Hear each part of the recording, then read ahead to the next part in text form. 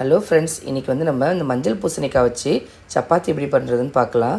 அதுக்கு இது தோல்லாம் சீவிட்டு நம்ம வந்து சின்ன சின்னதாக கட் பண்ணி வேக வச்சு ஃபஸ்ட்டு எடுத்துக்கலாம். பாத்திரத்தில் தண்ணி சேர்த்துருக்கேன், இதில் சேர்த்து நம்ம இப்போ வந்து வேக வச்சு எடுத்துக்கலாம். இதை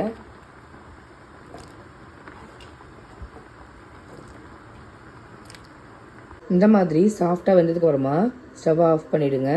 இதை ஆறுனதுக்கப்புறம் நீங்கள் மிக்ஸி ஜாரில் வேணாலும் அரைச்சிக்கலாம், இல்லைனா நீங்கள் வந்து மேஷர் வச்சு மசிச்சும் நம்ம வந்து சப்பாத்தி மாவு கூட இப்போ சேர்த்து பிசைஞ்சிக்கலாம். ஒரு பவுலில் தேவையான அளவுக்கு கோதுமை மாவு சேர்த்துருக்கேன். மாவு கூடவே வேக வச்சிருந்த பம்கினை மிக்ஸி ஜாரில் அரைச்சிட்டு சேர்த்துருக்கேன். நீங்கள் டேரெக்டாக மேஷ் பண்ணி சேர்த்துக்கலாம். இப்போ இது கூட தேவையான அளவுக்கு சால்ட்டு சேர்த்துக்கலாம்.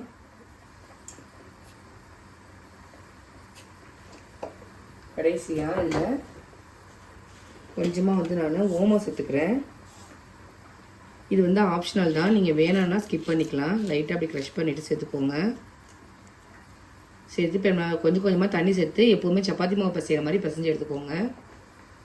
இந்த மாதிரி சாஃப்டான சப்பாத்தி மாவை பசைஞ்சு ரெடி பண்ணி வச்சுக்கோங்க. இப்போ இது ஒரு 20 நிமிஷம் அப்படியே ஊறட்டும், அதுக்கப்புறம் நம்ம சப்பாத்தி பண்ணிக்கலாம். நார்மலாக நம்ம எப்படி சப்பாத்திக்கு திரட்டுவோமோ அதே மாதிரி திரட்டி எடுத்துருக்கேன். இப்போ இதை நம்ம வந்து சப்பாத்தி வந்து வேக வச்சு எடுத்துடலாம். சூடான தோசை தவாவில் சேர்த்துருக்கேன். அதை நம்ம சுட்டு எடுத்துடலாம். ரெண்டு பக்கமும் நல்லா வெந்துட்டு அதை சர்வ் பண்ணிடலாம். பாருங்கள், ரொம்பவே சூப்பரான பம்கின் சப்பாத்தி ரெடி ஆகிடுச்சு. இது ரொம்ப நேரத்துக்கு சாஃப்டாக இருக்கும். இதில் வந்து லைட்டாக ஒரு பம்கினில் லைட்டாக ஒரு இனிப்பு சுவை இருக்கும். அதனால் குழந்தைங்க வந்து ரொம்ப விரும்பி சாப்பிடுவாங்க. உடம்புக்கும் ரொம்ப நல்லது. ரொம்ப நேரம் வரைக்கும் சாஃப்டாகவே இருக்கும். பாருங்கள் எவ்வளோ சாஃப்டாக இருக்குது அப்படின்னு. நீங்களும் இதே மாதிரி உங்கள் வீட்டில் செஞ்சு பாருங்கள். எப்படி இருக்குது அப்படிங்கிறத கமெண்ட் பண்ணுங்கள். நான் போகிற ரெசிபீஸ்லாம் உங்களுக்கு பிடிச்சிருந்தா நம்ம சேனலை லைக், ஷேர் அண்டு சப்ஸ்கிரைப் பண்ண மறக்காதீங்க. தேங்க்யூ.